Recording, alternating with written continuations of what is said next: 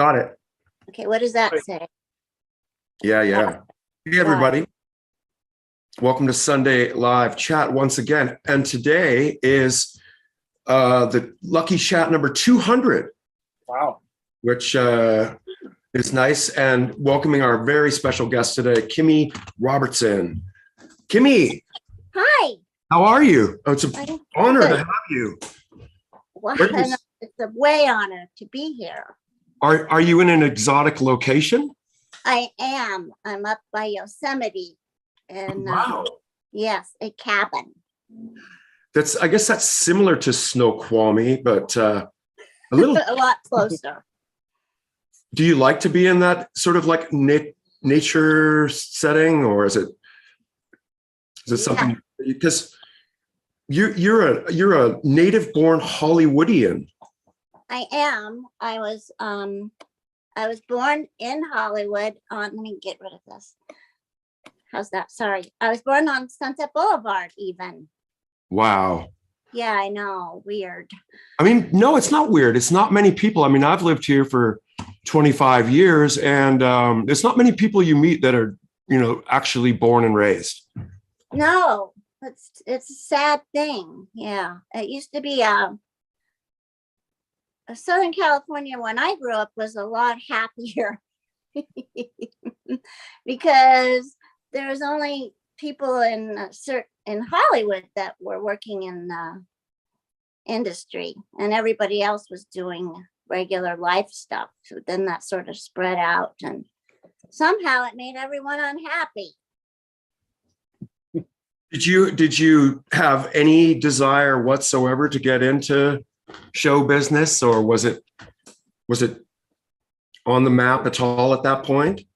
No, I wanted to be a ballet dancer from when I was little, and then when I was 13, I really wanted to be a ballet dancer after I saw Rudolph Nureyev and Margot Fonteyn in Romeo and Juliet. That did it. That was it. So I did everything I could to be a really good ballet dancer, and I had to go to college. There was no ifs, ands, or buts about that. So I did that. I found one of, at that time, 3 schools that offered ballet as a major, not dance, but ballet.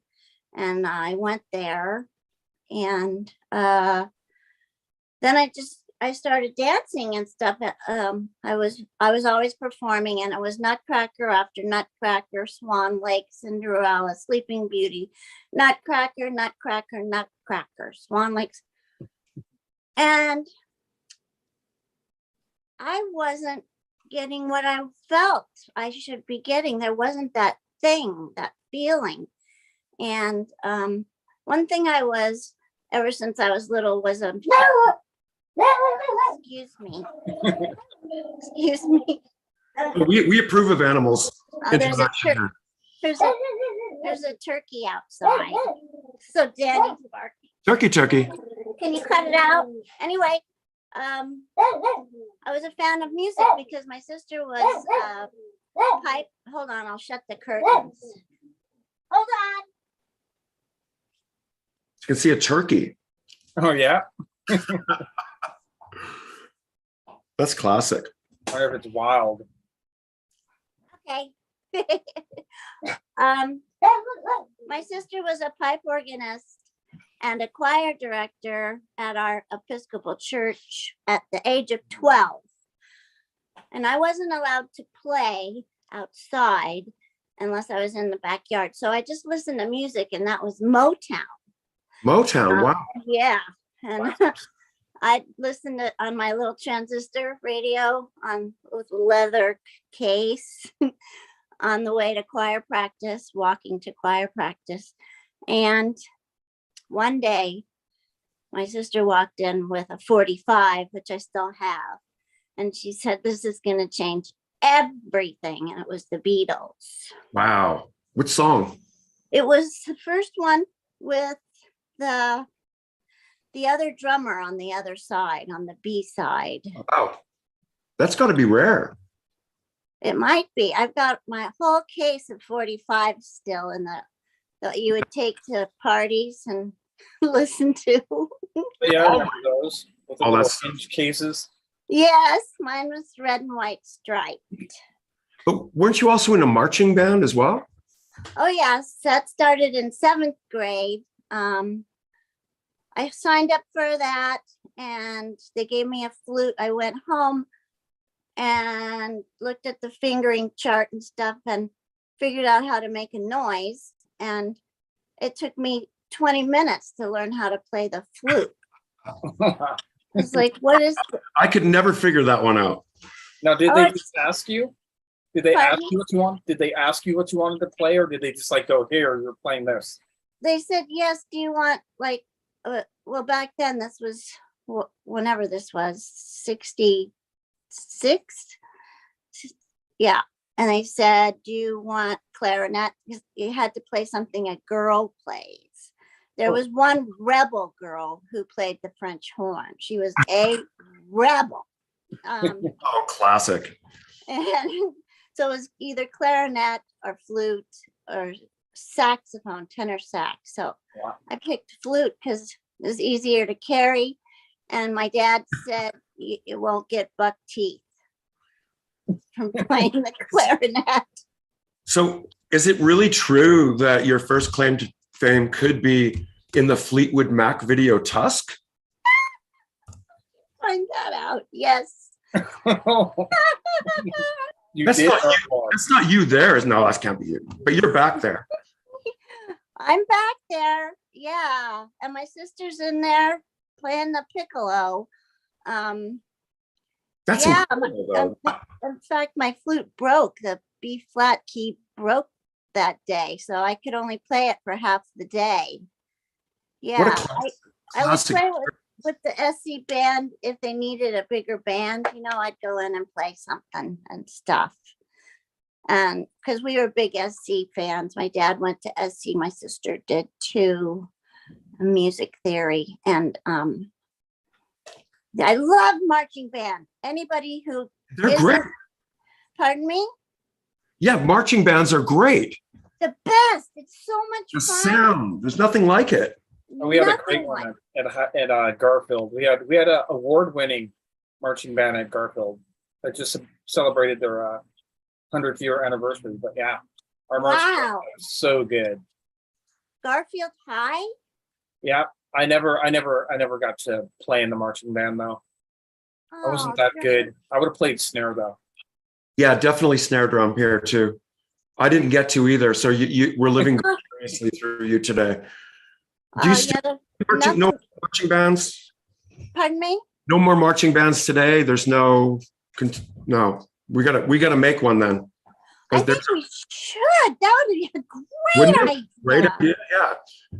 And the drum section needs to be like 40 people. Oh yeah. Absolutely. Do you still have your flute? Oh yes. In fact, I only just recently got it fixed for last fall was a big anniversary for the band, and Dr. Bartner is leaving or something again, or some big deal at USC. So I had it all fixed and tuned up and everything. It's beautiful. Oh, good. Yeah. It was such a strange period for Fleetwood Mac. I love that song Tusk right now, but I watched the video yesterday to try and find a suitable freeze frame. And man, the song is still just as bizarre as it was when it came out. They took like a left turn there. And it was like, I think just everybody's head just shook for a second.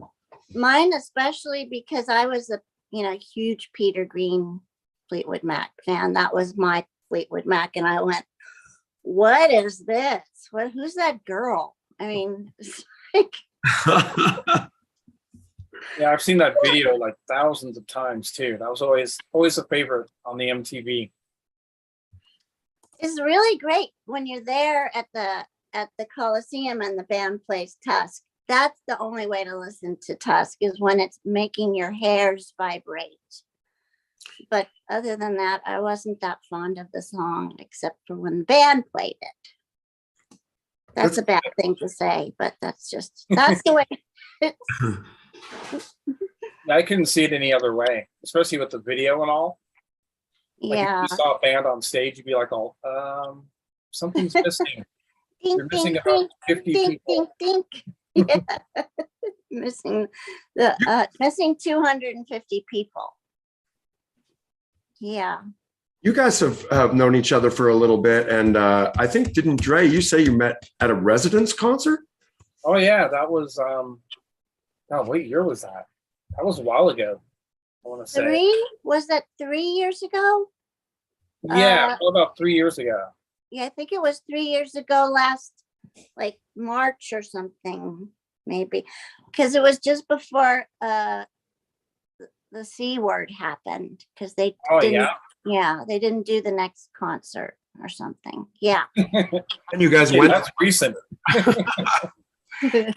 What is your impression of the Residents? I mean, it kind of seems to fit perfectly in line with your persona and in the best of ways. Yeah. Well, Steffi and Iggy.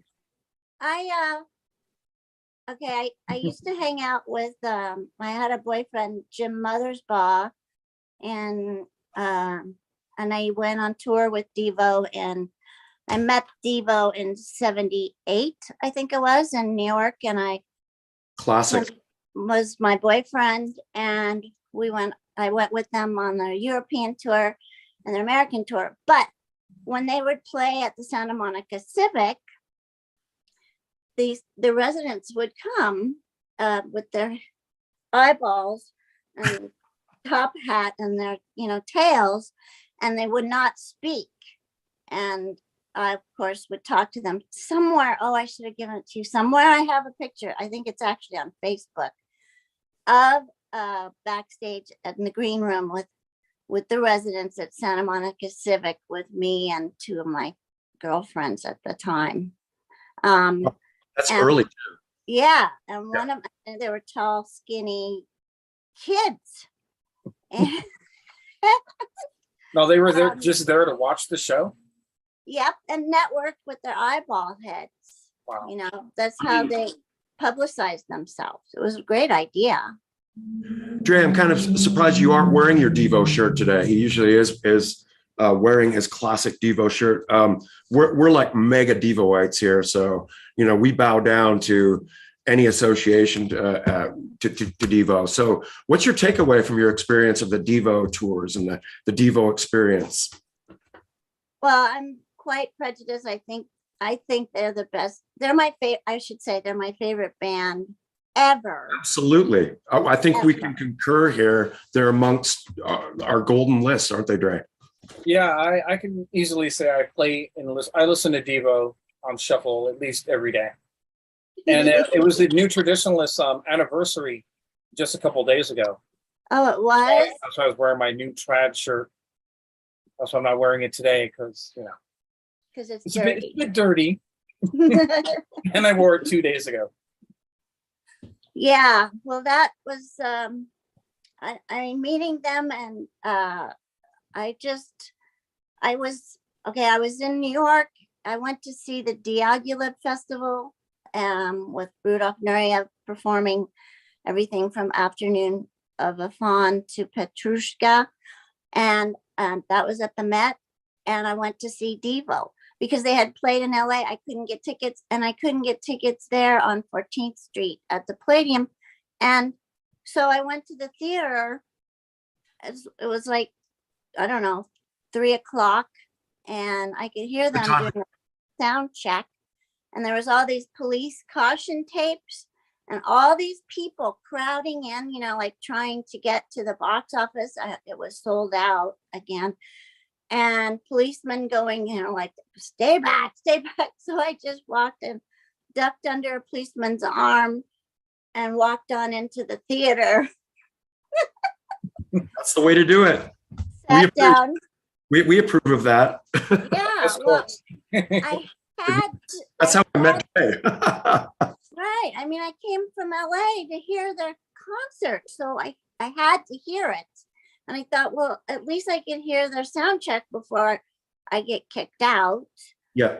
So I sat down right in the middle and was watching their sound check. and I had a Rubber City Rebels button on.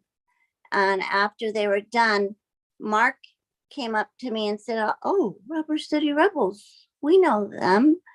They're from our hometown." And I said, "Yeah, I know." I wore this button so that maybe you would talk to me, so that maybe you could figure out a way so I could see your concert. And at this time, I did not know there was groupies. I mean, maybe I did, but I didn't think anyone would mistake me for a groupie because I'm in a purple suit with, a red checked shirt that buttons up to here and jazz shoes, white jazz shoes. So I did not look like a groupie, and pigtails. And so I think he was trying to figure that out, but I think whatever it was I said or did, he got the idea. And he said, "Well, let me introduce you to the house manager and he will find you a seat." So he actually found me right in the middle in the front row. And I saw the concert that changed my life. Yep. 78, that would have been starting with the yellow outfits that they ripped up. Yeah. I also witnessed that same tour, and it also slapped my face on sideways. Yes. But you were able to interact, and that's great. And so, I'm sorry, Jim Mothersbaugh was the second drummer of DeVoe, and also an inventor of some synthesizers and stuff, right? Yes. In fact, he stopped playing the drums because he kept having to put the sticks down and hop off the kit and go fix the wireless stuff that he invented. And do you want to hear there's one story. There's some stories I just can't tell you. Secrets. DeVoe secrets. No, I mean, I could tell you privately, but Mark's parents had invested in real estate, and they had an apartment building. And so Mark was the manager, and he would wear a tool belt and a mask if he had to go work on someone's plumbing. So Neil Young was over sitting on the couch. They were talking, and the phone rang, and it was someone whose toilet was plugged or sink was plugged. And so Mark put on his stuff, and he took the what's the suction cuppy thing? Or the plunger? Plunger, and said, "I'll be back. Rust never sleeps." And that was in the 60s. So that was before that album. That's where he got that name. On their collaboration. That kind of changed the look. Yeah. I just think that's so great that it came from plumbing, like real plumbing. With that whole being said, I gather that is how you met Stan Ridgway and people when you ended up collaborating with Roger McGuinn on the car phone track with the Birds guy. That's pretty good. Yeah. Yeah, Stan. Got lots of musical history here, Dre. Right? All my favorite new wavers. Jim was, when I met him, he was living in Cuyahoga Falls, and he came out to LA to live with me at my parents' house. Nice. And I had a little back house that looked like a cabin, of course. And so the phone was always ringing. It was, you just name anybody, Robbie Robertson to Stan Ridgway, about the modules that Jim was supposedly working on. And I would say, Stan called again. Did you ever finish his module? No, I'm working on it. Did you start it? No. Well, let's start. And so it was, that was my job, to help him do his job, which I thought was so fascinating. And then he'd make me little buttons that I'd wear that lit up, and I got to talk to everybody. I can only imagine. So, I mean, between Wall of Voodoo and DeVoe, you're talking about two bands on the Golden West. Oh, yeah. My favorites. the stairway you're climbing at this point is golden. And so what do you see coming at this point where you see all this vibrancy around you? Well, first of all, I mean, the 60s, that music that happened, I just assumed that was going to continue the rest of my life, because then came DeVoe, and I sort of skipped David Bowie. I was in college and I skipped the whole glitter thing. I did have a pair of cool shoes with glitter on them, but that was it. No glam. No glam rock for me. Wow. But I just assumed that it was just gonna keep getting better and better. And I had, as far as I was concerned, my job was dancing, and that's what I was doing, and helping Jim do his job, which was, I mean, that was no big deal. I was just needling him a little, nagging him. And going, and I mean,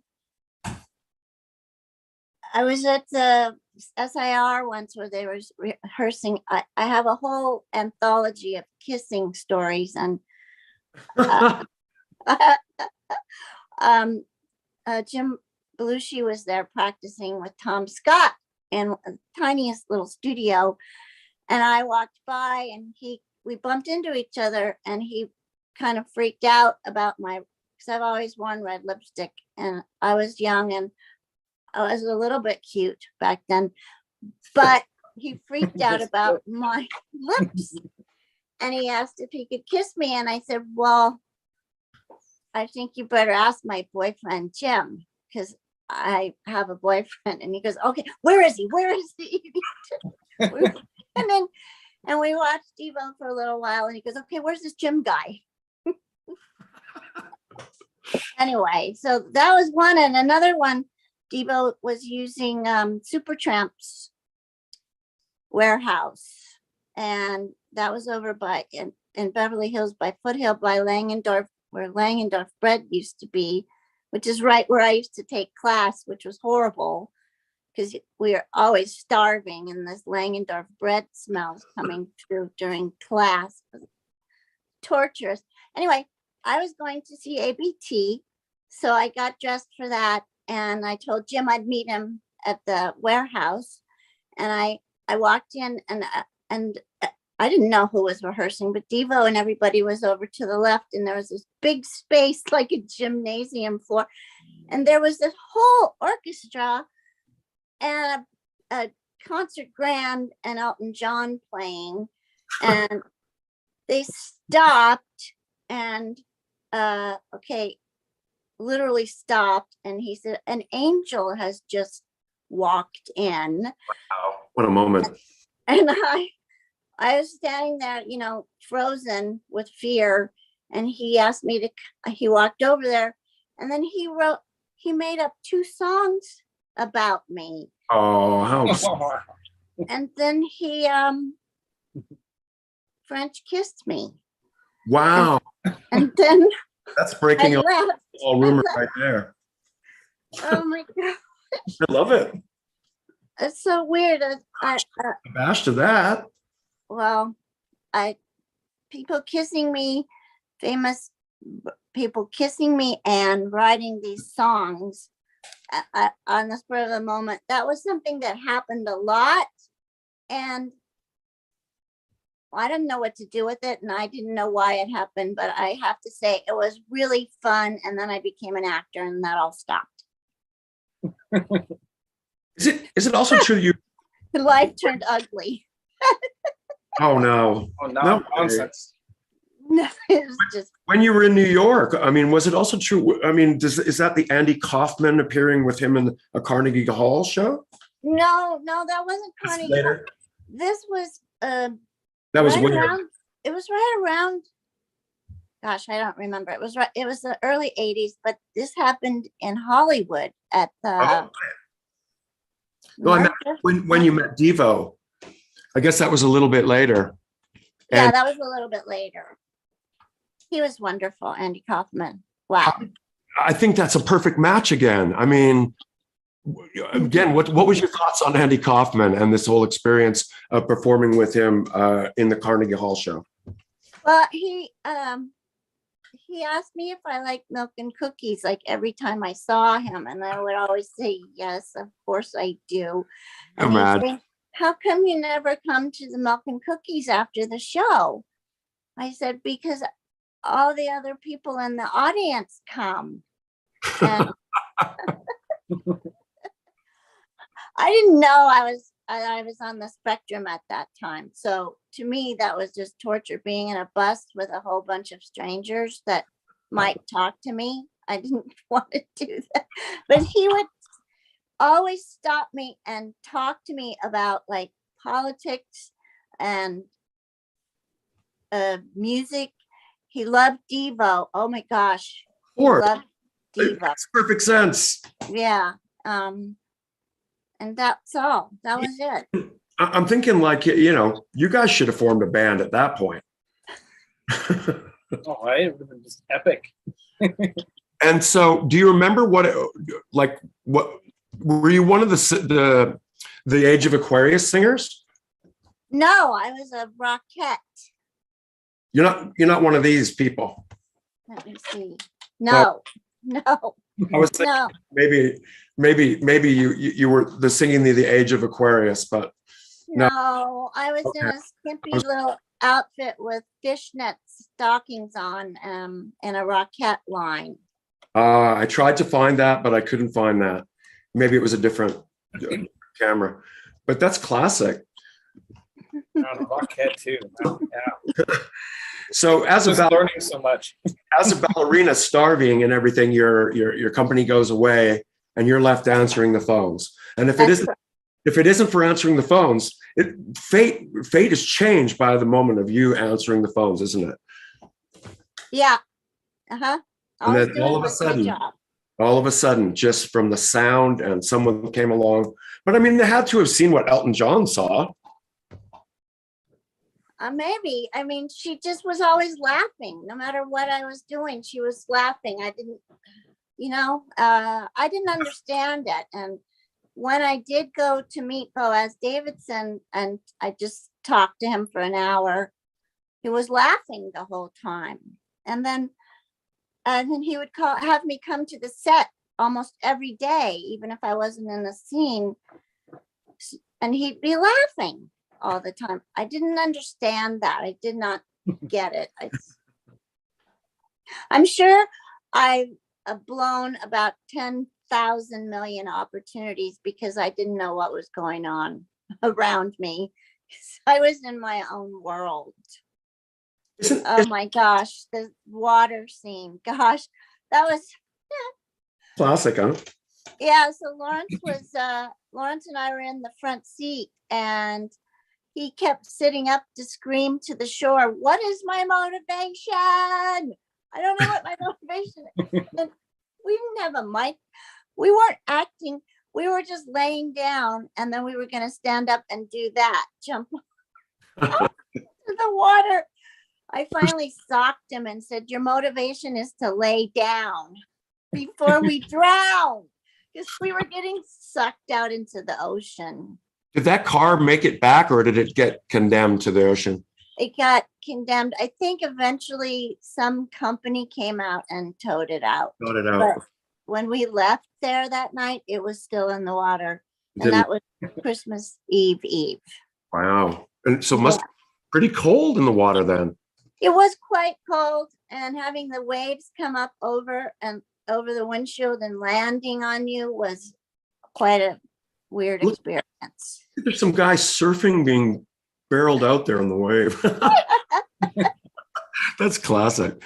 Well, that's the old days, man. What, just classic. And you're so pretty that, I mean, everybody's going to be remembering your voice and you and everything. And it's just like the start. I can only imagine that it must have been so exciting to be all of a sudden like wondering what all those buildings were in Hollywood, to know now all of a sudden what's in them. Happened. Yeah. Yeah. I also used to do what you do, and I know I just caught the tail end of it, but I used to love to drive by Hanna-Barbera and see that building and be like, wow, this building is so cool. The colors and It's just like, and one day, I believe you were thinking that you had to be involved with this company. Yeah, I knew I'd work in that building one day, and I would say it out loud all the time. Yeah, Yes. absolutely. Yeah. Classic. And apparently, like, I guess you were only allowed to watch certain cartoons when you were growing up, like the Flintstones and the Jetsons and stuff that was classically come out of here. Was there any reason why you can only watch those? Yeah, my parents they thought TV was a bad thing, and so they wouldn't let me watch it. And Oh, wow. sometimes I would stay home from school a lot actually, and I would get to watch Sheriff John and Captain Kangaroo. Those were okay to watch, but certainly, and the Joey Bishop show, I was allowed to watch that. So that was my favorite thing, was Joey Bishop. I thought he was a relative. I had made that up in my head because he was so cool and so funny. Did you ever end up meeting Joey Bishop? No. Oh, what a shame. Yeah. I didn't know at the time that you could just meet actors like you could meet musicians.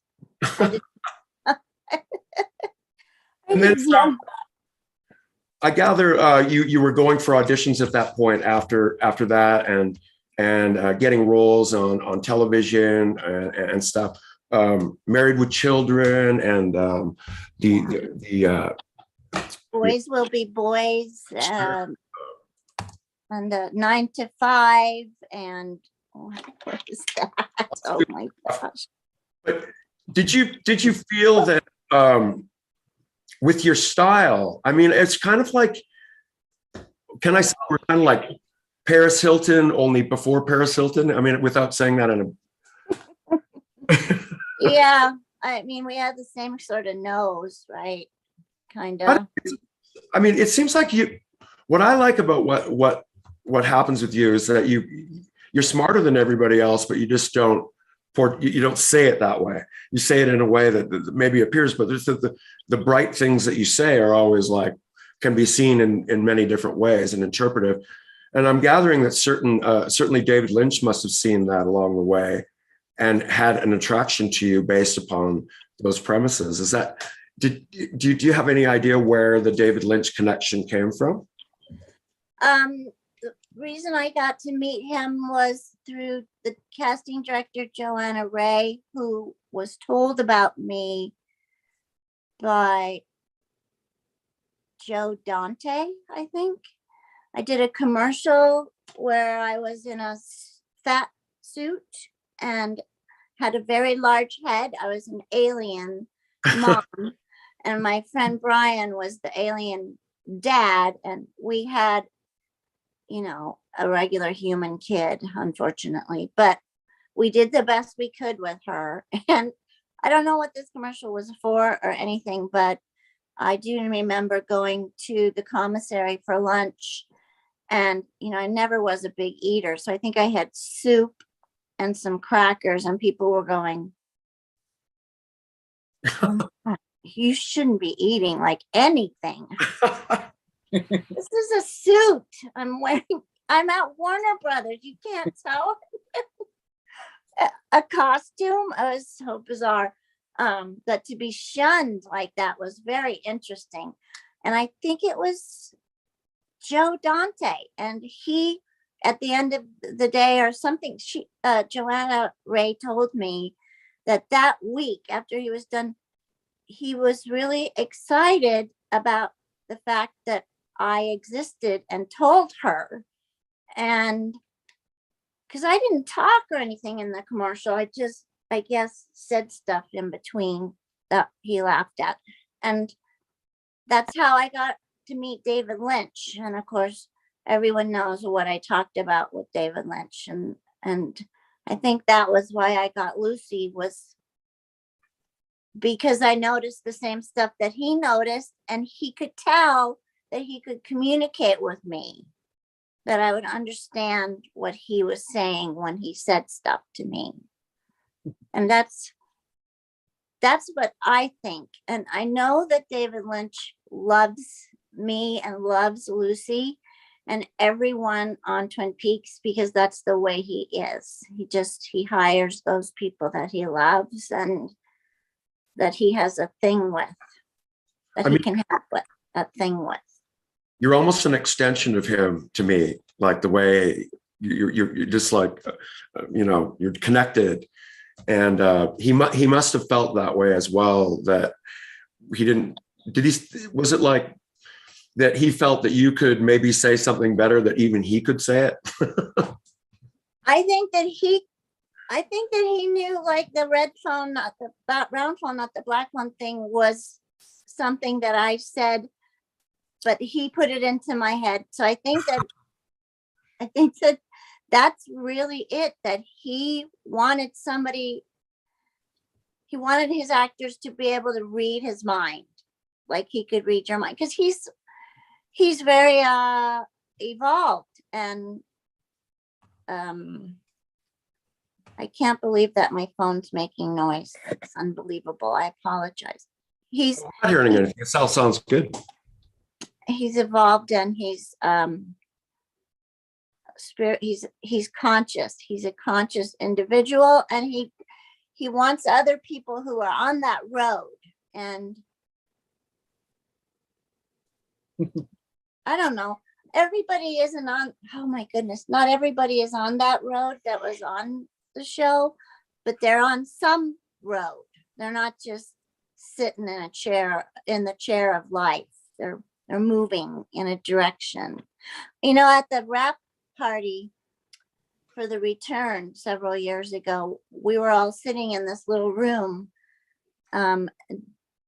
David Lynch and a whole bunch of us were there, and what's his name? His music guy. The name just left my head. Angelo Badalamenti? He was there, but the other guy, the one that worked at his studio forever. Oh, you know who I mean? His engineer. Right. His name's on the tip of my tongue. I just can't recall it. Okay, him. It'll come to us. We were all there in this little room, and I was so struck by how, and my friend Damien was there too. And I could feel this, it was like a vibration, like a humming.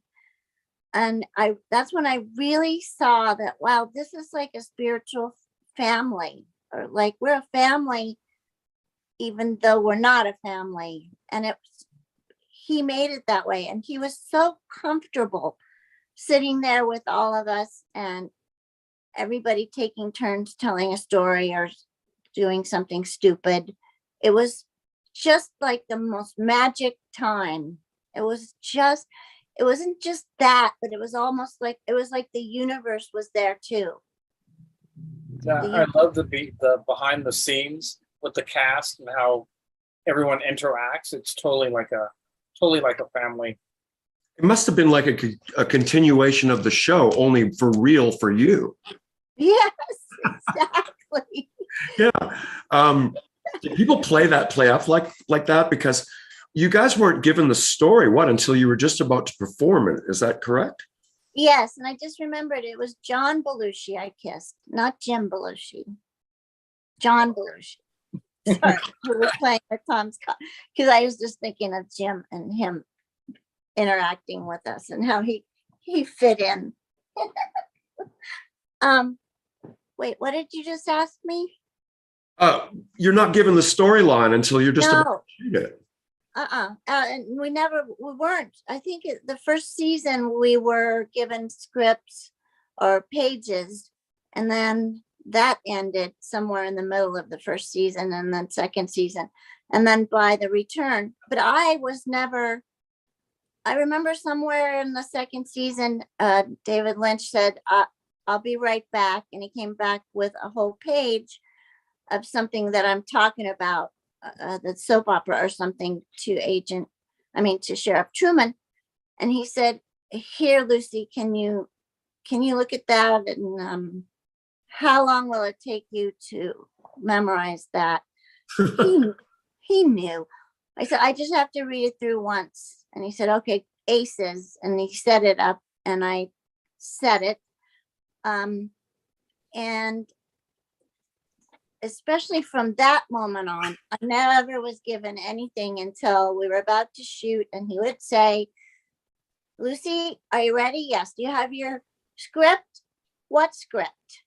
Somebody get Lucy a script. Every time. I honestly think he did that for fun. Oh, that. I mean, absolutely. I don't know. So, is it true that he'd shoot two variations of the scene? Was that to confuse you guys? He did that when the whole thing about who killed Laura Palmer was happening. Right. Yeah, he wanted to not have anyone on the set actually know what was really happening. Where you headed? That's so interesting. Yeah. I mean, it must have been exciting each day getting up and going to work and thinking about getting up even. Yes. Well, I mean, for me, it was so great because I was doing like commercials, which I loved at the time. They were like little movies because the people I worked with were so great. And then the animation stuff, my dream come true was happening. So if I wasn't going to work at Twin Peaks, I was doing this other stuff. And then other publicity junk, like when It snowballed. yeah, thank you. And they asked me, Yeah. David Letterman asked me to be on his show. And That's so classic. Oh yeah, I saw a picture of that. I watched it last night. It's so good. I think you handled it very well. And which one, with the red jacket or first one, I watched both. And fabulous. I think so I gather that David Letterman must have been kind of a challenge in itself. Did it make you more nervous to do that than what you'd done up to that point in your career? Well, I'd never been interviewed on a show before, and there was two things I wanted to do, be on Letterman and Carson. And so I was, Classic. yeah, and by the way, I was asked to go on, first, and I was going, and the night I was going to take the red eye, literally minutes before I was going to leave, I was called and told I had to go to work the next day, so I couldn't go. And they sent someone else to be the first person from Twin Peaks on Letterman. So by the time I went, I was like the 20th person. So it really wasn't that big of a deal. But for me, my knees, I remember standing in the wings and my knees were going click, click, click, click, knocking. They were knocking against each other. And then you did end up on Johnny Carson. Yes. Wow. That in itself is another. I mean, that's got to be a golden moment to be sitting with a legend like Johnny Carson in that whole sort of setting. I mean, it's kind of like cemented in Hollywood golden era status, isn't it? Yes, but the thing that everybody forgets, like with Letterman and Carson, those two individuals sitting across from them is like sitting across from God. Their energy, their knowledge, their the vibration or something, their stuff is so great. I mean, so above average.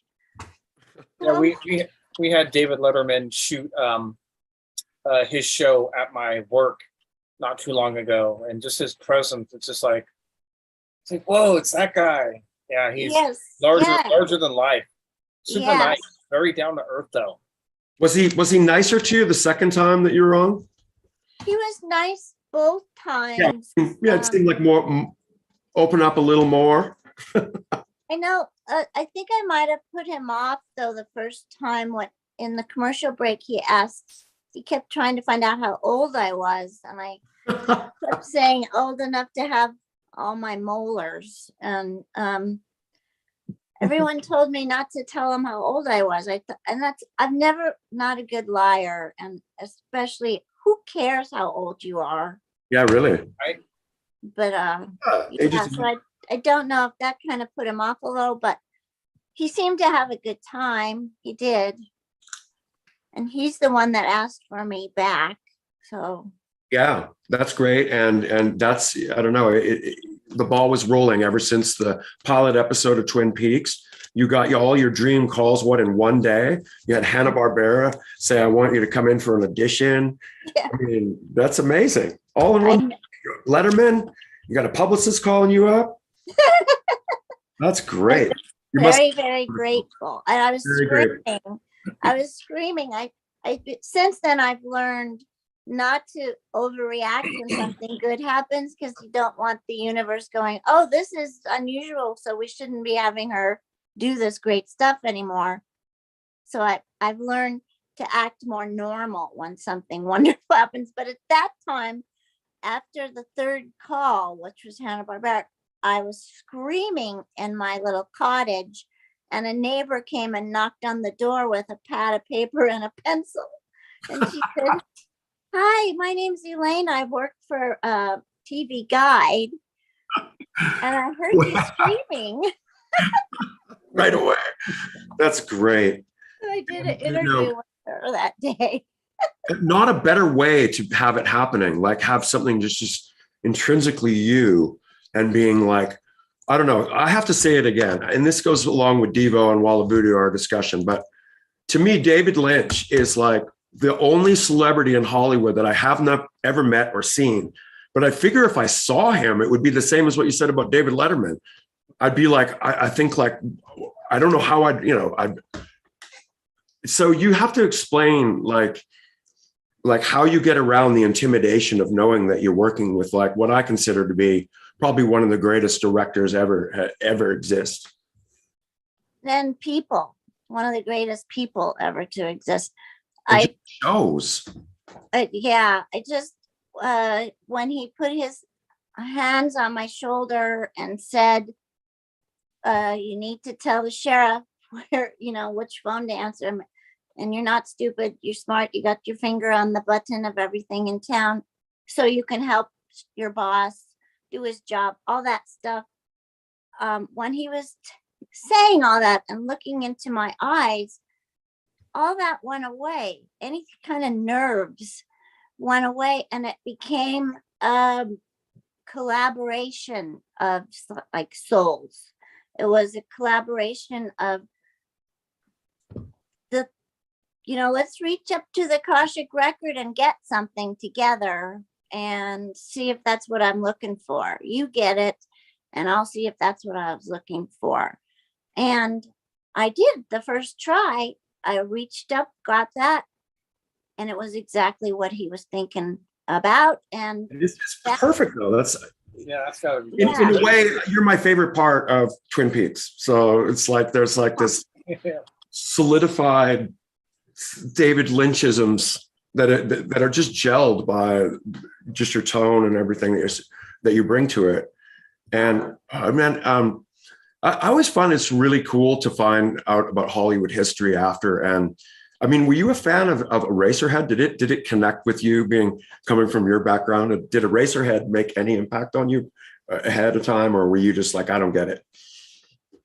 Since I watched Eraserhead the first time sitting on the floor, living room floor, leaning against Jack Nance's couch with Jack Nance sitting next to me. No.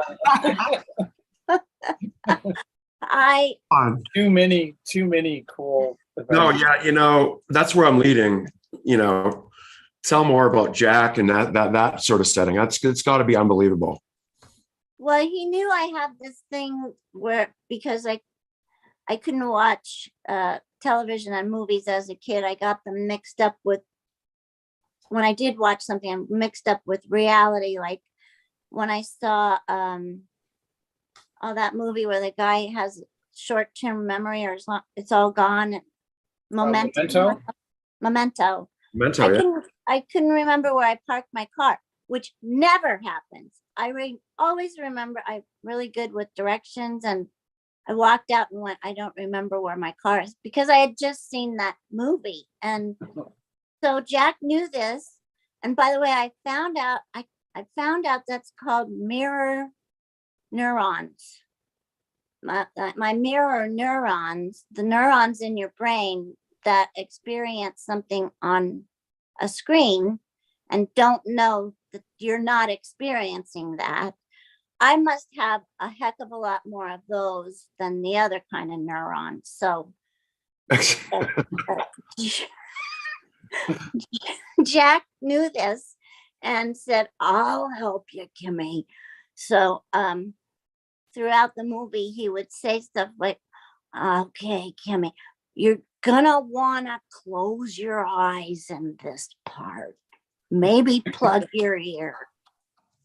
I'll tap you on the shoulder when you can unplug your ears and open your eyes. So I felt comfortable and was able to separate myself from that Eraserhead reality, thank God, because that's a frightening reality. But I gotta say, besides Mary trying to get the suitcase out from under the bed, Oh yeah. Jack standing in the elevator waiting for the doors to close, pushing the button. Yeah. Remember that scene where he's just standing there and film is just going through the camera, just like feet, many feet of film while he's just staring at the button. That was, to me, the most brilliant piece of film I've ever seen. I don't know. I was absolutely convinced that movie had to have been made in Philadelphia. And I was like completely shocked when I learned that it was made in Beverly Hills. At Greystone Mansion. And I was there. I had a friend from high school who was going to Brooks Institute, and he asked me to help him. And so he was taking pictures of me all over town, and we spent a week there at Greystone Mansion in the stables that were falling down. That's where they were shooting, and they were there at the same time as I was there having my picture took. What a coincidence. It was so weird because, I used to love Greystone before I knew the history, and I would go and take these connecting pictures, and I even took a picture of the stables, and I didn't even know that this is where Eraserhead was made. And then I learned that Eraserhead was made there, and I took out my picture and I said, wait, I've already photographed it. It's such a weird feeling that you're right there at something. I don't even know if it still looks like this. It might have been renovated since, but I think probably has. That's 20 years ago. Yeah. And when I was talking about, sorry. Interesting story of Jack and David and connecting it to Hollywood. And here you are again. And I don't know, I always found it strange that it was like Aaron Spelling that was like working on the show. It's kind of seemed like almost like anti-Aaron Spelling, but is that why it maybe stopped or didn't continue? I don't think so. I think it was they wanted to reveal the killer. David Lynch did not want that ever happen, and they wanted it to be, I don't know. We were at this affiliates convention 2 weeks before we were canceled, where they built the entire town of Twin Peaks, including the mountains. And it was on Century Boulevard, took up the whole place. And there was Angela's music playing, everything. There was fog machines. It was Twin Peaks, and all the affiliates were there and saying how much they loved it. And they wanted the show to run a long time because it was successful in their whatever thingies. And Bob Iger came, picked me up and spun me around and said, yeah, the show is going to run forever. Love the show. And then they had it in their heart, but someone else didn't. Or just maybe they knew that they had to leave Twin Peaks on the back burner for a bit to cult it a little bit. because they knew that that was what was going on and the mystery of everything. I don't know. See, Yeah. but it seems, I don't know, that they kind of gave away the mystery in Fire Walk with Me, right? Yeah. Yeah, a little bit. Well, I don't want to And give it credit also, to anybody who hasn't watched it. that wasn't Yeah, even the whole spoilers. movie. You know, Yeah. you got to watch the missing pieces too. So, I mean, that all of that was a conundrum to me. Wow, look at that. Look, he Dre. can disappear into his background. That's That was cool. Yeah, I'm broadcasting from the Oh, lodge. Yeah, I still haven't seen the missing pieces yet. I was going to go through the whole you're series. going to be very excited to watch it, though. Though I know the story there, but like, so you're coming back 2015, you're reapproaching Twin Peaks, and it had to be, was it as exciting as an idea for you again to be, oh my God, here it goes again, round 3? this was a very painful thing, this whole thing. I was at Jen Lynch's house and she was asking me how I was, and I'm fine. No, how are you? I'm fine. And I said, I got to share something with you because my friends know that I have, like, I hear voices and a voice rather, and I'm told stuff, what's happening, and I receive help from other dimensions or something. And I said, I'm going to be working soon. And she said, oh, and I said, yes. But I think it's going to be with someone I worked with before.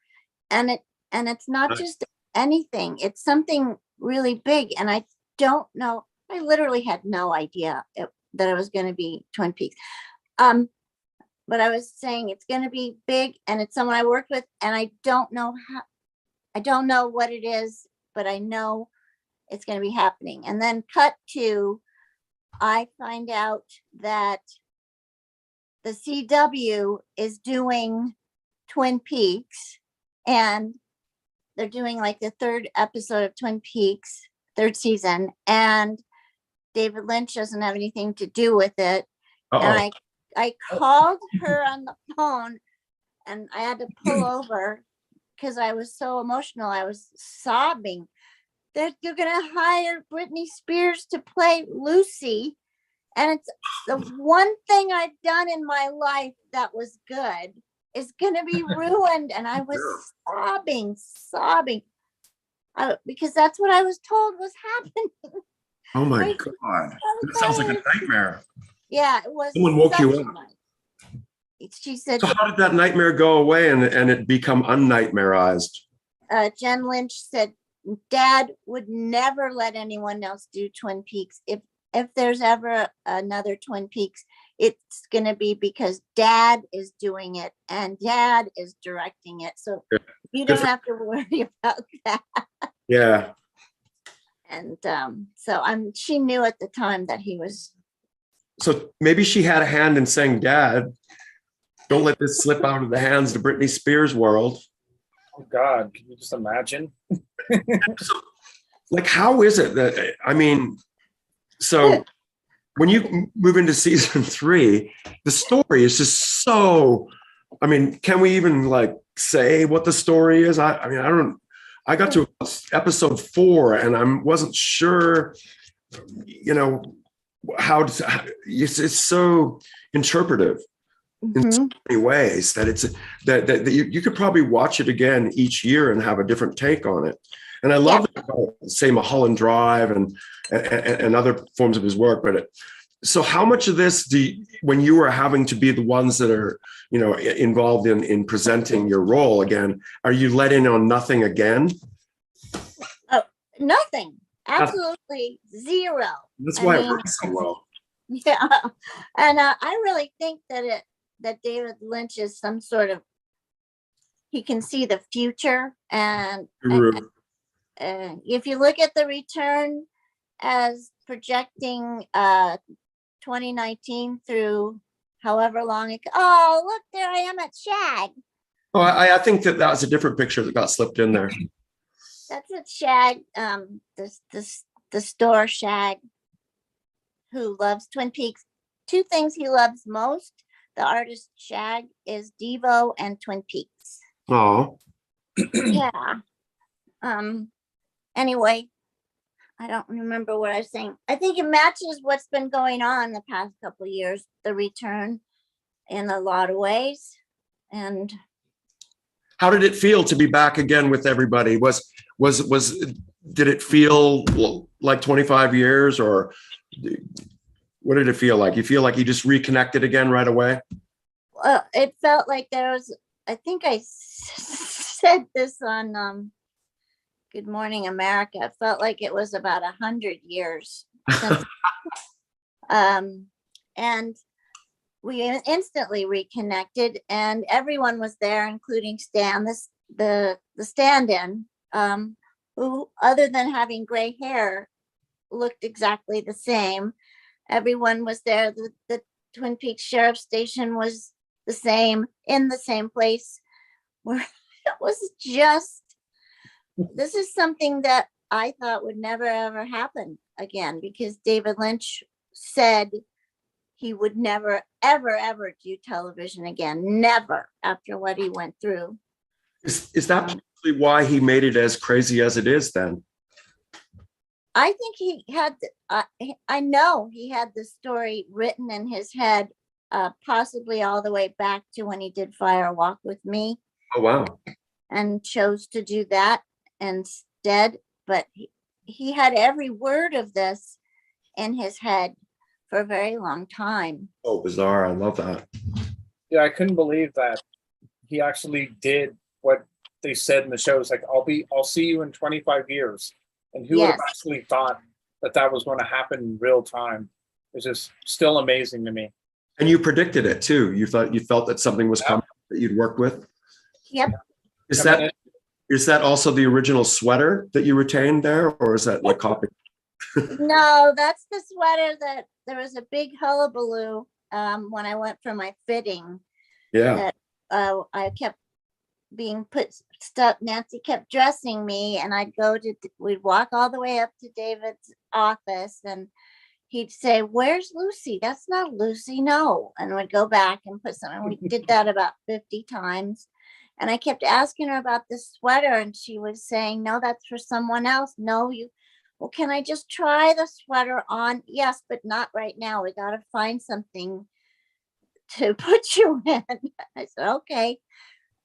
So then Brian Ferry called. So she was talking to him, and I became invisible, of course, as it should be. If Brian Ferry calls you. Now the singer? Yes. Yeah, from Roxy Music. Because Nancy had done a music video with him, and he was calling about something, and that was during my fitting. And by the way, when Kurt Cobain was on Saturday Night Live, and he was going out to play,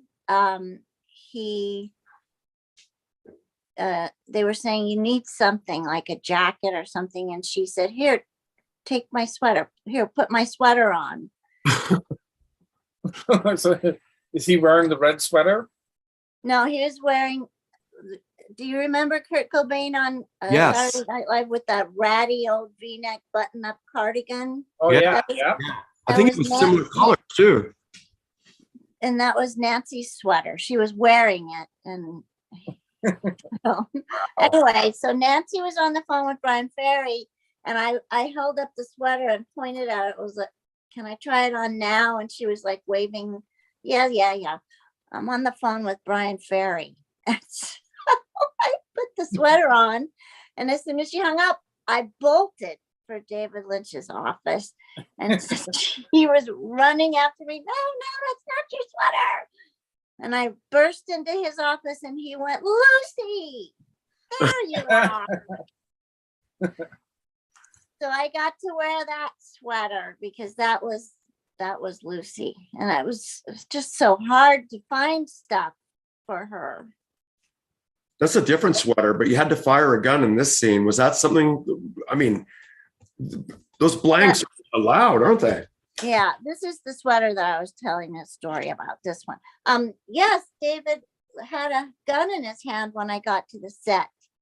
And he wandered up to me and said, Lucy, have you ever shot a gun before? I said, no. And he said, have you ever held a gun before? I said, no. And he said, do you know how to hold a gun or shoot a gun? I said, no. He goes, all right, then here. And he handed me the gun. And he said, can you act like you know how to hold a gun and shoot a gun? I said, yeah, well, yeah, I'll do what I've seen on TV.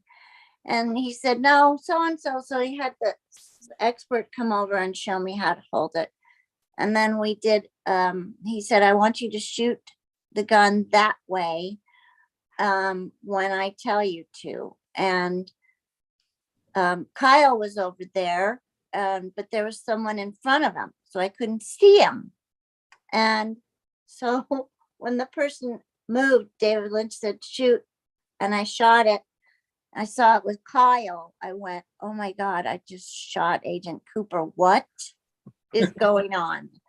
And he came over and said, Lucy, you just shot possibly Agent Cooper. Is that how you would act if you shot Agent Cooper, Lucy? And I went, no.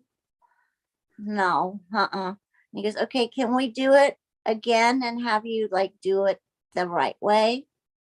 I was like, yes. So I did it the right way. That's so classic. So do you guys, are you forced to sign an NDA when you work on the show like that? Well, we were. It wasn't at first, but yeah, we were. That sort of started. And then the publicity about that happened. Then every audition I went to, all of a sudden you had to sign an NDA. When you signed in your name to audition, there was an NDA form you had to sign. It was like, oh my God, are you serious? Wow. They can't even be original and they have to copy that? Like, what? You're going for a commercial audition on about cheeseburgers and you have to sign a non-disclosure agreement. It was so bizarre. Yeah, for sure. Cheap. Did you ever get to meet David Bowie after all? And did you ask me, did I get to meet him? Yes. No, I never. What a shame. I did see David Bowie in concert in Seattle once with somebody. Was it Iggy Pop? No, I don't remember. But he was hometown. You know, we had to see him once, but I just thought Special Agent Jeffries would have made an appearance for Lucy. No, that didn't What a happen. shame. What about the future? Do you ever see a season 4 coming? I mean, it seems iffy. Well, it depends. I would say maybe it depends on COVID and if they ever tell Hollywood that isn't what they think it is, maybe then, I don't know, or something. Wouldn't you think? Yeah, for sure. I mean, that's just logical. I would think that David Lynch would want to do to work. It seems like anything David Lynch wants to do, David Lynch is going to get to do. Oh, anyways. What about Angelo Badalamenti? Did you ever get a chance to get to know him in any way? I did. He's the sweetest, nicest, kindest person. And too. Yeah, I have his phone number even still somewhere. Wow. But I did, there was a period of time where I called him every now and then and talked to his wife, and I talked to him, and yeah, we were just friends. And then I started to want to do something with him, and then we did the return, and he got too busy, and I don't even remember what my idea was anymore. It was just him and his music. Yeah. I wanted to do a little tour.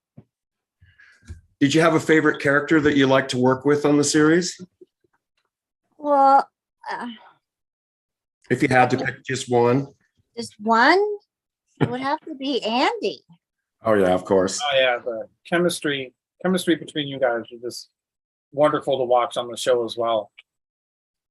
Yeah, it was fun. He's a warm, kind person, and I like their relationship. For sure. Now, Yeah. was there anyone on in the series that you wanted to work with but didn't get a chance to? I think I wanted to work with Peggy Lipton, but I mean, I got to work with Royal Dano and Link from Mod Squad, and Oh yeah. Peggy Lipton was also on the Mod Squad too. yeah, and what's his name was there too, Michael Cole. Oh, Michael Cole as well. You got the whole deal there. Do you Yeah. get a picture of them? Do you know my story? You were on Mod Squad? No, Oh, shame. I was at work and I was in my cubicle, and the publicist came up to me and said, "There's someone here who lives in England, and he had to come to LA. They wanted him to do something and he wouldn't, and he made a negotiation that he would do it if he could A, visit the set of Twin Peaks, B, in particular the sheriff's station, and C, in particular when Lucy was shooting a scene, is his favorite character." And I went and I looked over her shoulder and saw this flaming red hair standing down at the end of the hall. And I bolted. I don't know if you're a Cream fan at all, but I bolted and ran down there. She was like, "Wait, I haven't finished." That was the coolest thing ever. Who was it? I missed it. It was wait, didn't I say his name? Oh Not my yet. gosh. We're still a mystery.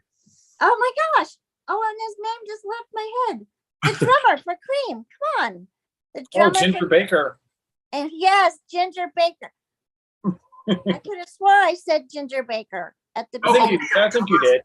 I thought I said my Ginger Baker story. I'm sorry. It's a ginger. Yeah. That was probably the coolest thing. I mean, you asked me if there was someone I wanted to work with. Ginger Baker would have made like an exceptional appearance in the world of Twin Peaks. This was when David Lynch was off doing Wild at Heart, so there was no way of making that happen. And I think he would have done it too if David Lynch was there at work and asked him to, for sure. Would he improvise like that? If something was around and he could potentially improvise on a scene, like say a guest like that was there, would he throw them in the background, or was he just locked into what he had? He wouldn't throw a curve like that. No, he would not throw. I never saw him ever do that. No, but I think he would have written him in somehow as a person ordering cherry pie. Yeah. Yeah, for sure. I mean, so I was wondering. I could be completely wrong. I could be absolutely wrong, but Have you guys seen the documentary about Ginger Baker? No. It's pretty amazing. He was quite the character. He seemed to not like the guy that was doing the documentary about him, but then they just kind of formed this friendship, and it was very interesting. He seemed kind of grouchy. Yeah. Was he in fact grouchy when you met him? No. Oh, well, he was meeting Lucy. Of course not. Yeah, of course not. He was in his best behavior. He was lovely, but I mean, I can imagine what he would have been going through in his whole life being Ginger Baker, and that might have made him not so peaceful and full of love and zen-like. He might have just gone the other way. I hate everybody. Kind of how he seemed in the documentary.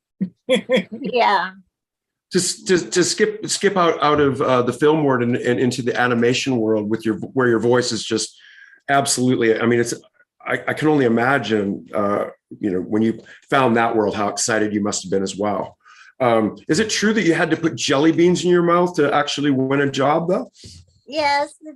When I did get asked to come to Hanna-Barbera and audition the day after the pilot aired, I went in on Tuesday, and that was near Easter time. So, of course, I had a pocket full of jelly beans, mostly black, because those are my favorite, licorice. And I was trying all these things. I was auditioning for Medusa for about 45 minutes. And they were, Gordon Hunt was saying, we just can't quite find what we're looking for. There's something we're looking for, and we don't really know what it is, but thank you for coming in. So I put some jelly beans in my mouth, and I was listening to them and nodding. And then I said, well, thank you very much. I really enjoyed it. And they went, wait, what did you just do? Wait, what did you just do? That's it. That's it. That's it. So that was it. I did get the part. And what I did do was chew Trident gum every time I was working on that. And that show that I did was, Jonathan Winters. Wow. Maurice LaMarche, Rick Moranis, Sherry Belafonte, Ricky Lake. How incredible. So many people. Jonathan Winters, what a legend that guy is. He was the funniest man on earth. This guy's Funny man. Yeah. And he would go off because, we'd all be there in the room. Something would come up. He would go off for 20 minutes with every character, telling a story and being every. And I was crying, laughing, and the Gordon Hunt was like, the time of we got to actually record a show or two.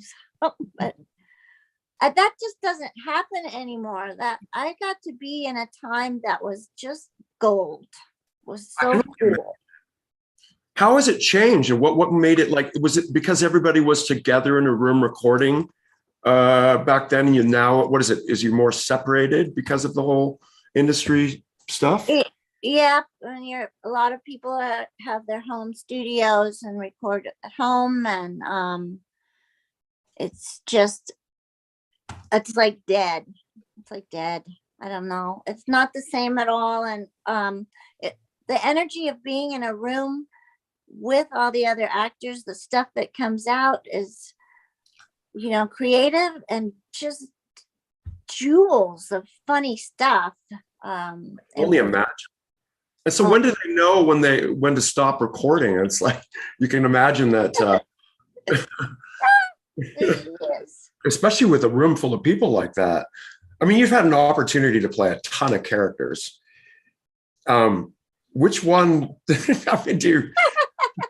separate the goldenness of Secret Squirrel? Wait, is there a question in there? I missed it. Oh, there's all the variations of characters.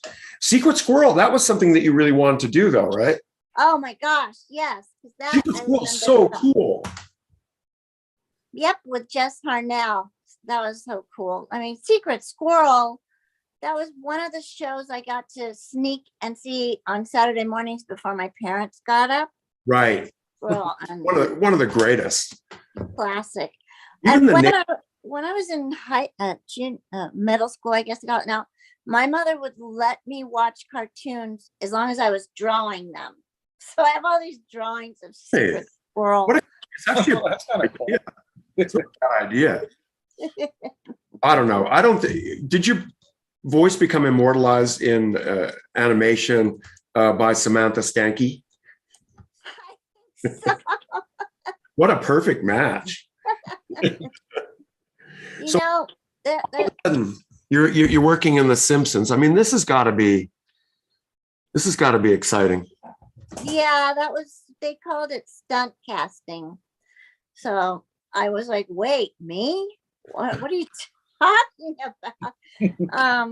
Yeah, so that was cool. And what was really cool is I had gone in a lot when The Simpsons was on the Tracy Ullman show. I had gone in and met with those guys and read stuff quite a bit. And they, again, really couldn't find anything, couldn't figure out where to stick me. So then when I was on a TV show that was popular, they were able to bring me in and be on The Simpsons. So that was like the second season, I think. That was one of the prerequisites, that you kind of had to be on a show. And so being on Twin Peaks did it? Yeah, when I found out, well, I tried for 10 years to even get an audition in animation, and I could not.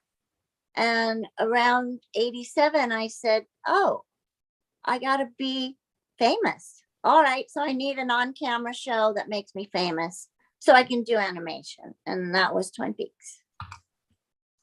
That's really awesome.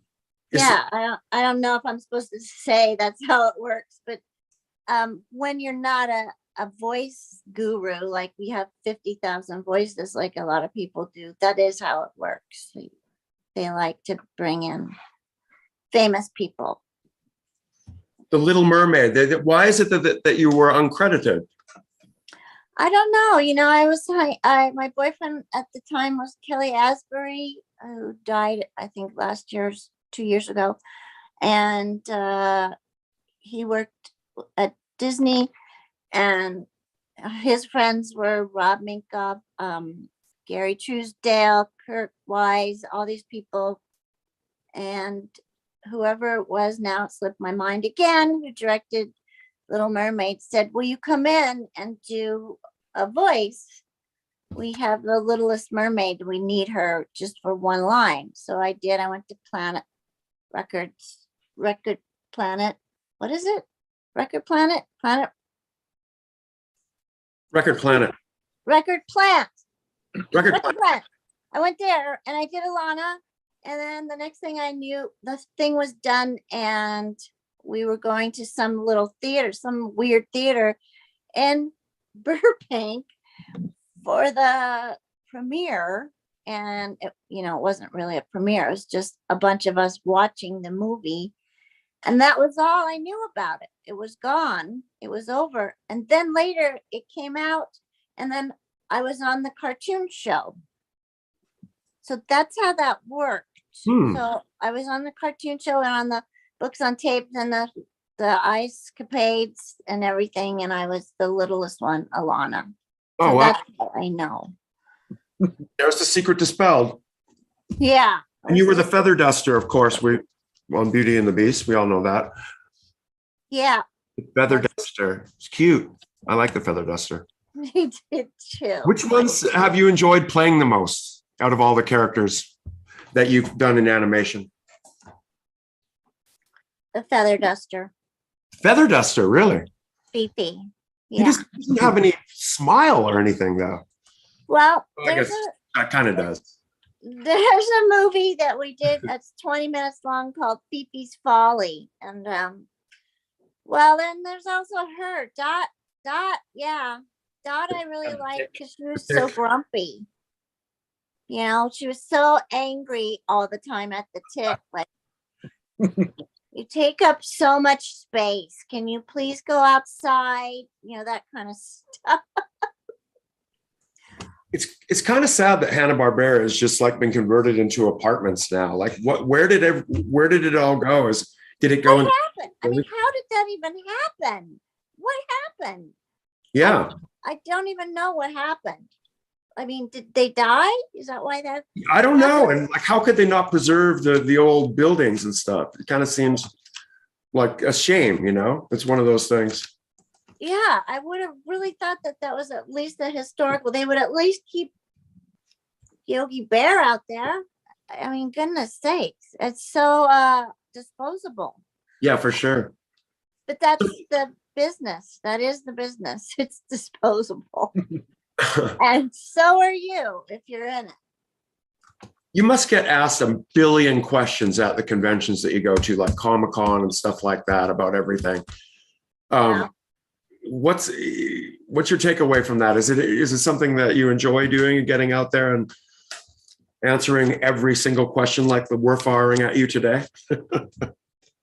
Well, I am on the spectrum, so I have a little bit of difficulty knowing how to talk to people, because there's a whole other language that society made up in sandbox. I remember in kindergarten, I was wanting to play in the sandbox, and there was a bully kid made a hill and was standing on it and was telling everybody their roles, what they were going to be doing, and that this meant that, up meant down, right meant left, saying what everything meant, and it was all wrong.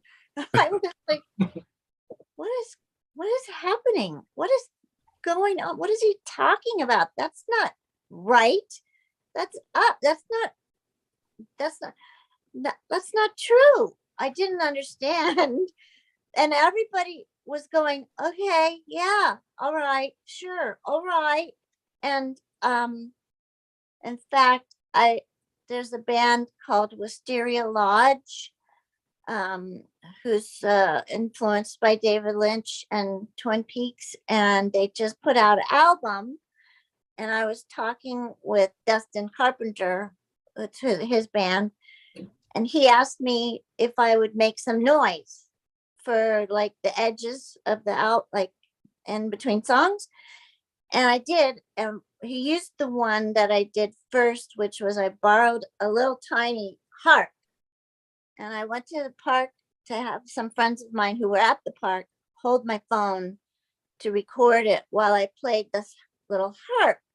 Well, I picked up the harp, and they were recording it, and the wind all of a sudden came up, and the wind played the harp, and all I did was turn it a little, and the wind made all the music. I never touched the strings.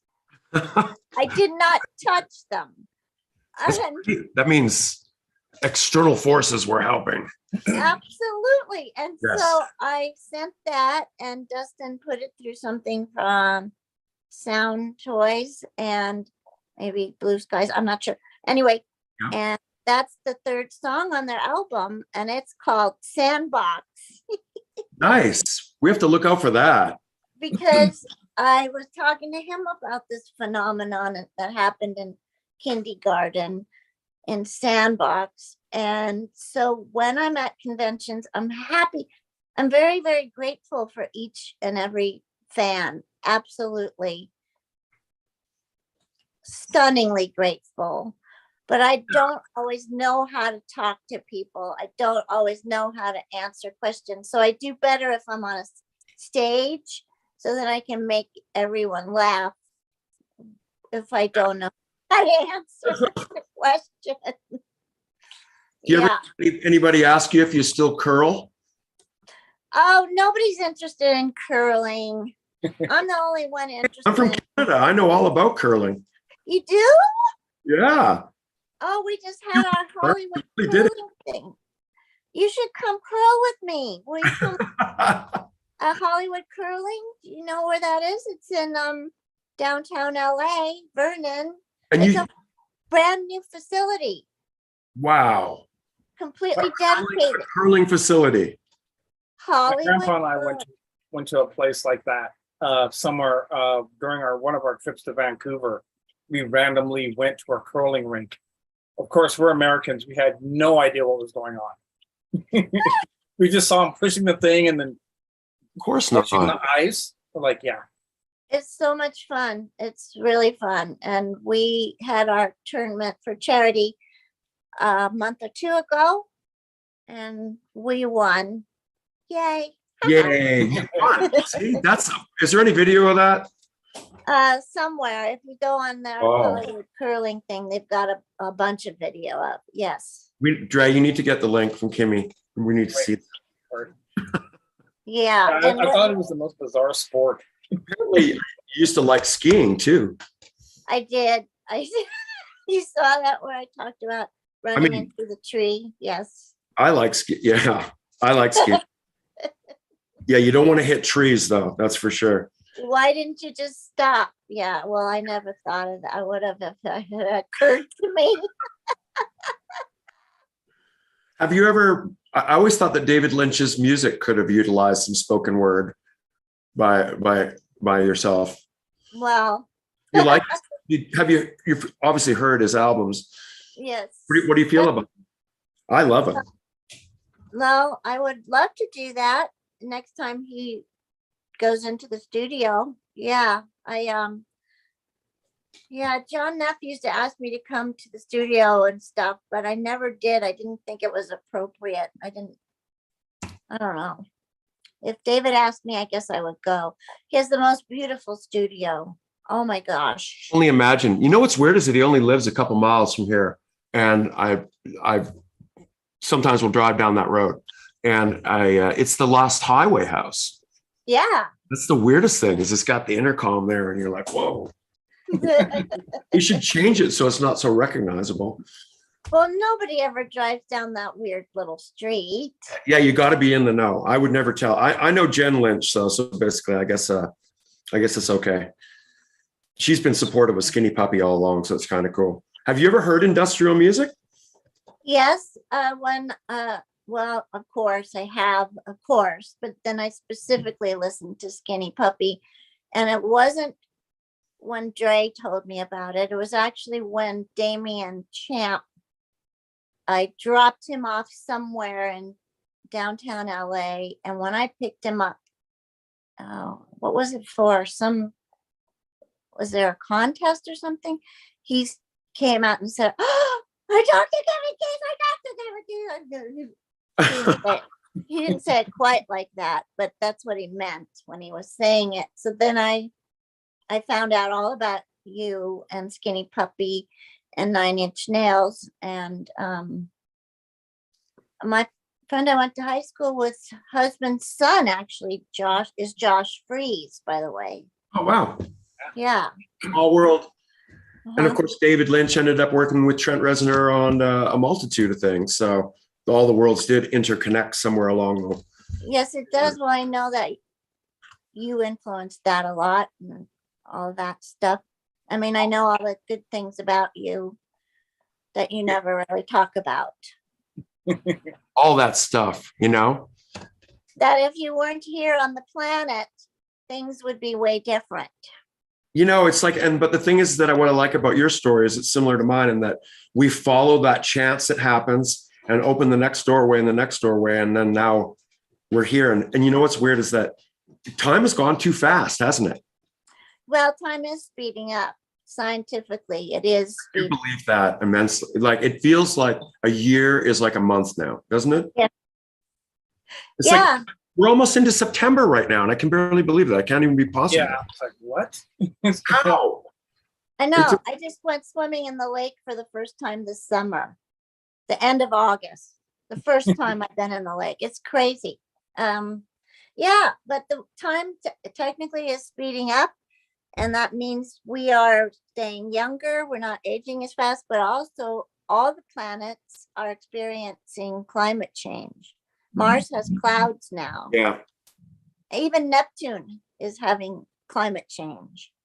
I'll bet. Yeah. They said something about the Earth is spinning faster, so it's like something point something a second now. It's like faster. And that can make a difference. Yeah. Well, and the fact that we're on that weird axle now. Yeah, but it's the universe is expanding too. I mean, that's what's affecting time and all that stuff. What do we got here? I'm looking at your filmography, which is so long we couldn't even probably list it all. But what you're working on, Ollie and Scoops, is that relevant? That's the latest thing you're working on? Oh, Ollie and Scoops, Nico anyway, gosh, he does this all by himself, the whole thing. It's a little girl who can hear her cat. So her cat's like talking in a New York kind of accent, and she's talking to him, and then it somebody else, like a friend of hers will be there and all the friend hears is meow, meow, meow, meow, meow, meow. So, it's on YouTube. And, you know, I took him to my agents and they passed on him and the show. But I really think somebody like, I don't know, Netflix, just because that name pops into my head, would love to sponsor it or something. A name popped in my head too. Which one are you playing? Are you playing a cat, a dog? What are you playing? I play Ollie, the girl. Ollie. Oh, cool. Yeah. It's on YouTube. And that's that.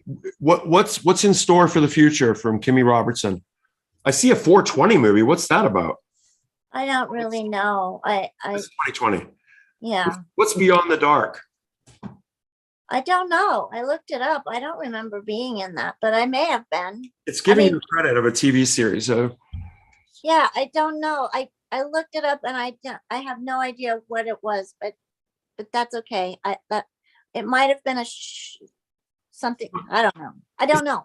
It's I remember we were like, we it's discussed it and we are like, oh, we're not sure.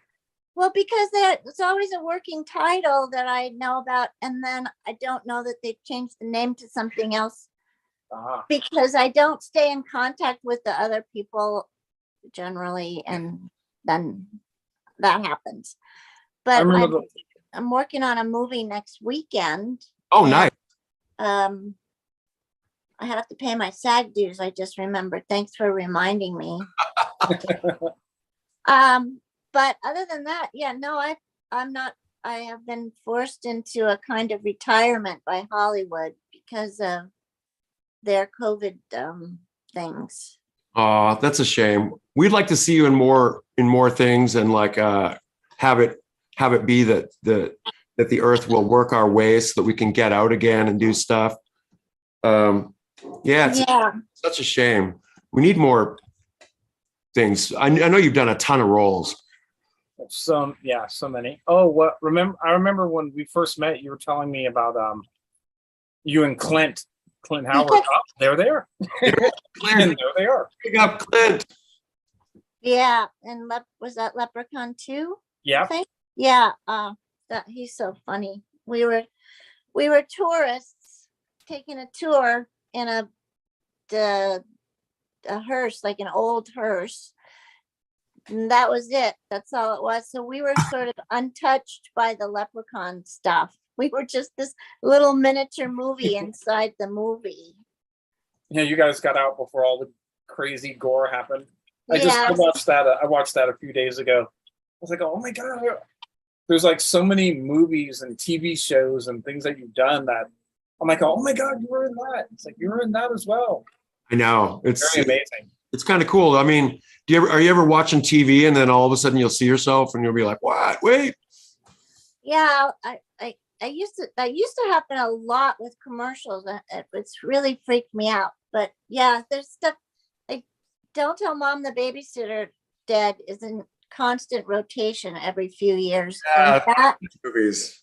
That's always like it'll be on and I'll be like, oh, who's that? Oh, that is me. That's right, that's me. And Honey, I Shrunk the Kids too. Yeah. Yeah. See, I forgot about that one too. I totally forgot that one. I was like, oh, that's right. That's her. Yeah. Other than Twin Peaks, do you have a favorite film that you've done? I really have to say I love The Last American Virgin. That I love doing because Boaz was very much like David Lynch. Yeah. Did he like that movie? Did he ever tell you? He didn't tell me. I don't know. Yeah, but Boaz Davidson was very sort of spiritual and kind of enlightened being. I like that. We don't want to miss out on the Batman stuff too. Oh yeah. Well, that was just an honor. That was just an honor to do. Goodness sake. Does this get the uber geeks when you go to the conventions? Like they'll skip subjects from Twin Peaks and be like, okay, now let's talk about Batman. Yes. Yeah. Oh yeah, I'm Batman Beyond. Yeah. Especially recently. Like that didn't happen until a couple years ago. All of a sudden, all the Batman fans came out to conventions. Yeah. For sure. Yeah. It's worthy. And then I played a Margot, like a jailer or something in one of the Batman things. And she was kind of psycho. Margot the jailer. Yeah. In one of Batman Beyond or Batman. What Wasn't were that they one? both? There's two Batman different. Beyond. That her there. Yeah. There's Yeah. Margot. There's Margot. She like was worked at the jail or something. And it was a little twisted. Yeah. Man, it's really been such an honor to speak with you today. I'm so thankful that you took the time to come and hang out with us. And I hope you can get a swim in today where you're at. But I had one final question. Are you a cat person or a dog person? I was the first half of my life, I was a cat person. And then I became a dog person because I didn't have dogs. I had Okay. these two dogs that were not dogs. They were angels. One was my guru, one was my protector. And the stories in fact, I'm writing them all down now, all the stories, because they're so unbelievable what occurred. You ever think about writing a book? I'm writing it now. I'm calling it good. a pamphlet, actually. As a month ago, in fact, Dustin Carpenter from Wisteria Lodge said, you should write those down. So I'm writing them down, and that the dogs that I had made me a dog person because they were not dogs. They were entities inside dogs that were made for me. Let's see here. Is it about the bunny, Devin Saturnis asked? What do you think? There's your answer, Devin. What's her favorite Skinny Puppy song? Hey, she answered that one. Twin Peaks character, how was it designed initially? How did she evolve and by what? Whom's? Okay, she's so convincing. We answered that one. It was like filming Miss Twin Peaks episode, well, very much with child. Wait, what is this one about the Kraftwerk gig? About what? Oh, Kraftwerk. I just saw Kraftwerk on there. That's all. Oh, yeah. I guess that person's going to see Kraftwerk with their son and then question. So that's sort of an interlude. I see. And what was the other one? The other one was, what was it like filming the Miss Twin Peaks episode, well, very much with child? Oh, well, I wasn't really with child. Yeah, that's Exactly. simulated. I heard that, and I loved it. I heard you said that, nope, I'm not a kids person. I like to be, kind of like stay in your own world and don't let like something like absolutely change you that radically that you have to grow up and can't be whoever you are. No, right. Fully Absolutely. agree with that philosophy. Yeah.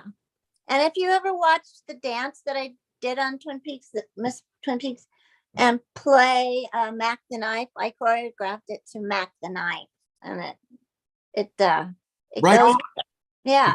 Did I miss that? Which one is that on? The new one?